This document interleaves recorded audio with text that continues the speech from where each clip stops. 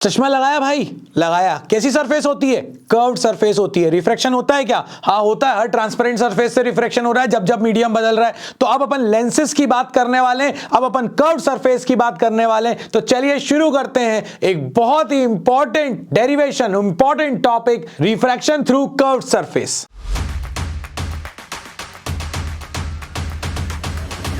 जब हम curve surface की बात करते हैं तो भाई ये सपोज करो आपके पास एक मीडियम है। अब अगर ये एक ऐसा मीडियम है, इसके अंदर आपने इनक्लोज करके रखा हुआ है, हो सकता है कि आप यहां से डिवाइड कर दो और रे को यहां से यहां आने दो, तो ये आपके पास जब सरफेस आप देखोगे गौर से तो ये आपको कॉन्वेक्स सरफेस दिख रही है। मतलब कि इसके पीछे पूरा का पूरा मीडियम है आपके पास कुछ इस तरह से। ये पूरा सेक्शन आपने मीडियम का बना के रखा हुआ है कुछ इस तरह से। मतलब इस पूरे सेक्शन में एक अलग मीडियम है, यहां एक अलग मीडियम है, ये कॉन्वेक्स रिफ्रैक्टिंग सरफेस है। या फिर ऐसा हो सकता है कि आपके पास जो मीडियम है वो आपने कुछ इस तरह से फिक्स करके रखा हुआ है, ये आपके पास कॉनकेव रिफ्रैक्टिंग सरफेस है। मतलब कि आपकी जो कर्व सरफेस है वो या तो कॉनकेव हो सकती है या फिर वो कॉन्वेक्स हो सकती है। हम लोग ड्राइव करने वाले हैं रिफ्रैक्शन थ्रू कर्व सरफेस का फॉर्मूला। ऑब्वियसली आपको बाबा जी की तरफ से बूटी तो मिलने वाली है ही, साथ में इस डेरिवेशन को अपन 10 मिनट के अंदर खत्म करने वाले हैं। तो चलिए लेके चलता हूं आपको बूटी सेक्शन में। बाबा की बूटी सेक्शन में आपका स्वागत है। जब हम बात करते हैं कर्व्ड सरफेस से रिफ्रैक्शन की तो यार दो तीन चीजों का यहां ध्यान रखना पड़ेगा। मैंने आपको कॉन्वेक्स सरफेस दी है। कॉन्वेक्स सरफेस में हम यहां पर एक ऑब्जेक्ट मानते हैं पॉइंट साइज की, डेरिवेशन को आसान करने के लिए। तो बूटी पर लेकर चल रहा हूं बट अजम्पशन भी साथ में बता रहा हूं कि यहां पर हम ये मान रहे हैं कि अपर्चर बहुत बड़ा है, पहली बात। दूसरी बात ये कि यहां पर रेज बहुत पास हैं और जो ऑब्जेक्ट अपन ले रहे हैं वो पॉइंट साइज ले रहे हैं और एंगल बहुत स्मॉल है। अब इस चीज को अगर अपन यहां पर देखें तो ये मेरे पास ऑब्जेक्ट थी, एक रे को तो मैंने स्ट्रेट अनडिविएटेड सीधा निकाल दिया, मतलब कि ये रे मेरी सीधी चली गई इस तरह से। और दूसरी रे जो थी मेरे पास वो रे यहां से इंसिडेंट हुई। जब इंसिडेंट हुई तो मुझे क्या पता कहां जाने वाली है, जब तक कि मैं ये ना बता दूं कि नॉर्मल का है। तो यार एक बात बताओ, अगर ये किसी कर्व्ड सरफेस का हिस्सा है तो उसका सेंटर अगर ये है तो सेंटर से जो लाइन आएगी वो नॉर्मल होती है। क्यों होती है नॉर्मल? क्योंकि रेडियस हमेशा सरफेस पर 90 डिग्री का एंगल बनाती है। सो ये हो गया मेरे पास एंगल ऑफ इंसिडेंस। अब ये रे जा रही है रेयरर से डेंसर मीडियम में, तो ऑब्वियसली सीधी तो जाने वाली नहीं है, ये बैंड हो जाएगी टुवर्ड्स नॉर्मल और ये रे यहां पर आ गई। जब ये दोनों रेज इस पॉइंट पर आकर मिलेंगी तो इस पॉइंट पर बना देंगी एक फाइनल अपनी इमेज और वो भी पॉइंट साइज बनने वाली है। अब यहां पर जब अपन डेरिवेशन करेंगे तो बूटी क्या बोलती है? बूटी ये कहती है कि सबसे पहले याद कर लो आप तो अपने स्नेल साहब को, मतलब पापा ऑफ रिफ्रैक्शन को, और जैसे ही आएगा mu is equals to sine i by sine r, वो लगने के बाद अपन कहेंगे कि एंगल बहुत छोटा है, क्योंकि अपन ने एक अजम्पशन यहां ले रखा है और वो ये कह रहा है कि angles are very small, rays are very close to principal axis, और ये जो एंगल्स अपने बन रहे हैं ये एंगल बहुत छोटे बन रहे हैं। सो ये sine theta is nearly equal to theta. अब अगर अपन देखें यहां पर, अब आपके पास जब आप छोटा सा एंगल ले लोगे तो आपको क्या करना पड़ेगा, एक आई और एक आर।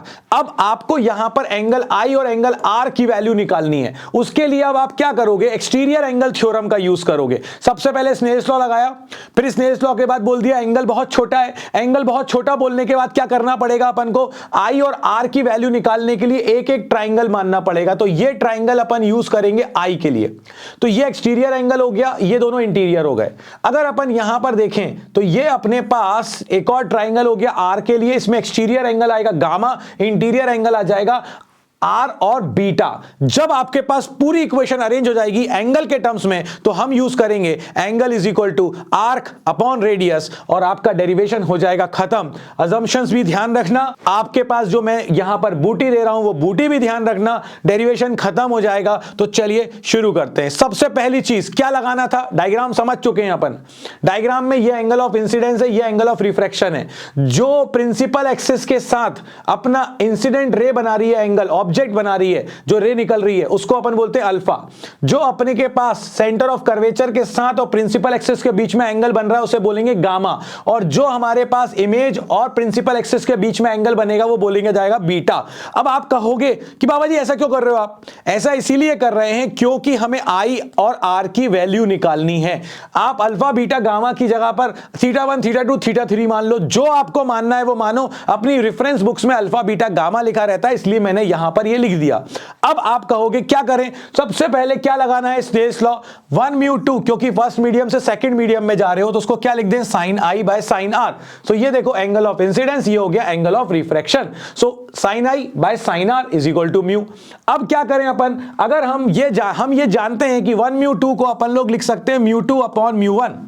याद करो मैंने बताया था ये फॉर्मूला, रिलेटिव रिफ्रैक्टिव इंडेक्स और एब्सोल्यूट रिफ्रैक्टिव इंडेक्स के बीच का relation, 1 mu 2 is equal to mu 2 by mu 1। अब जैसे ही आ गया आपके पास म्यू 2 बाय म्यू 1 और एंगल अगर बहुत छोटा है तो sine theta is nearly equal to theta, मतलब साइन आई बन जाएगा आई, साइन आर बन जाएगा आर, और 1 म्यू 2 को अपन लोग लिख देंगे म्यू 2 बाय म्यू 1।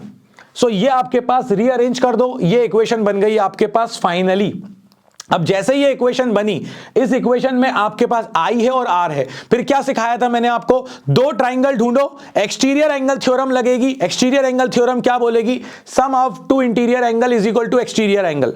तो जैसे ही वो देखें, तो अब मुझे चाहिए था आई, तो मैंने इस ट्राइंगल को ढूंढा, ये ट्राइंगल है, इस ट्राइंगल में इंटीरियर एंगल्स क्या है, अल्फा और गामा, और एक्सटीरियर एंगल क्या है, आई। तो अपन क्या लिख देंगे, i is equal to alpha plus gamma. कौन सा ट्राइंगल ले रहा हूं, ONC, ट्राइंगल ONC। अब अगर मैं आ जाऊं यहां पर, मुझे आर चाहिए, तो आर निकालने के लिए क्या करूं, ये ट्राइंगल है NCI। तो अगर मैं दूसरा वाले ट्राइंगल को देखूं, INC, NCI, जो भी लिखना हो, इस ट्राइंगल में देखो इंटीरियर एंगल क्या है, आर और बीटा, तो r plus beta is equal to gamma. हमें क्या चाहिए था, आर, तो आर हो जाएगा गामा माइनस बीटा। जैसे ही आर की वैल्यू आई और आई की वैल्यू आई, यहां रख दो आई की वैल्यू, और ये रख दी अपन ने आर की value. So mu 2 into r, mu 2 into r की value gamma minus beta, mu 1 into i, i की वैल्यू क्या है, अल्फा प्लस गामा। अब क्या करो, इसको ओपन करो, ये हो जाएगा mu 1 alpha plus mu 1 gamma, ये हो जाएगा mu 2 gamma plus minus mu 2 beta. अब गामा वालों को सेपरेट कर लो, इधर ले आओ, तो इन दोनों में से गामा कॉमन, क्या बचेगा, mu 2 minus mu 1 into gamma, और माइनस का म्यू 2 बीटा उधर चला गया, तो mu 2 beta plus mu 1 alpha.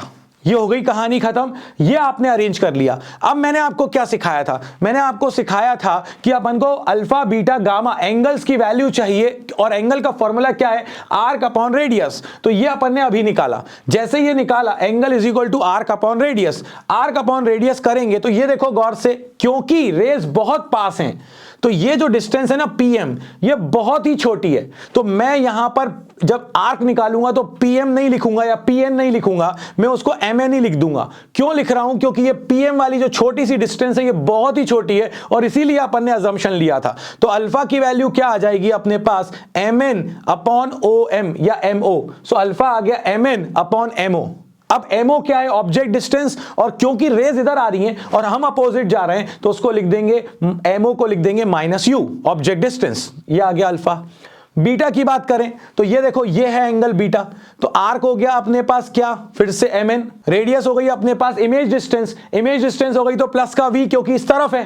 सो ये अपने पास क्या आ जाएगा, ये आ जाएगा अपने पास MN अपॉन MI, और MI जो है वो V है, तो रख दिया। यहां पर गामा की बात करें तो ये अपने पास क्या बन रहा है, ये देखो अपने पास क्या आ गया, आर्क, ये आ गया अपने पास MN अपॉन R। क्योंकि आर्क के लिए मैं MN लूं या P लूं, कोई बात फर्क नहीं पड़ रहा, ये बहुत छोटे सी डिस्टेंस है, इसीलिए टेंशन मत लेना बिल्कुल भी। सो अपन R डिस्टेंस, क्योंकि ये रेडियस ऑफ कर्वेचर हो जाएगा, सो ये रेडियस ऑफ कर्वेचर उस तरफ है, इसलिए प्लस R। सो MN अपॉन MC की वैल्यू हो गई प्लस R। अब उठाओ यहां पर रख दो, अल्फा की वैल्यू उठाओ यहां रख दो, कि क्या है MN upon minus U। Beta की वैल्यू उठाओ यहां रख दो, क्या है MN upon V is equal to, यहां क्या था, mu 2 minus mu 1 gamma, gamma की वैल्यू क्या है आपके पास, MN बाय R रख दी। MN कॉमन होके कैंसिल, और ये आपके पास फॉर्मूला निकल के आ गया, mu 2 minus mu 1 upon R is equal to mu 2 by V minus mu 1 by U। कहानी हो गई खत्म, नीचे डिस्क्रिप्शन में नोट्स हैं, डाउनलोड कर डालो, और ये डेरिवेशन भी आपका हो गया खत्म। अब अपन तैयार हो चुके हैं लेंस मेकर्स फॉर्मूले के लिए। तो इस वीडियो के बाद जो नेक्स्ट वीडियो आएगा उसमें आपको मिलेगा लेंस मेकर फॉर्मूला। लेंस बनाने के लिए अब तैयार हो जाओ, ऑप्टिक्स खत्म करने के लिए अब तैयार हो जाओ। लाइक शेयर सब्सक्राइब करना बिल्कुल मत भूलना। मिलते हैं नेक्स्ट वीडियो में, तब तक के लिए बाबा जी की तरफ से जय हो।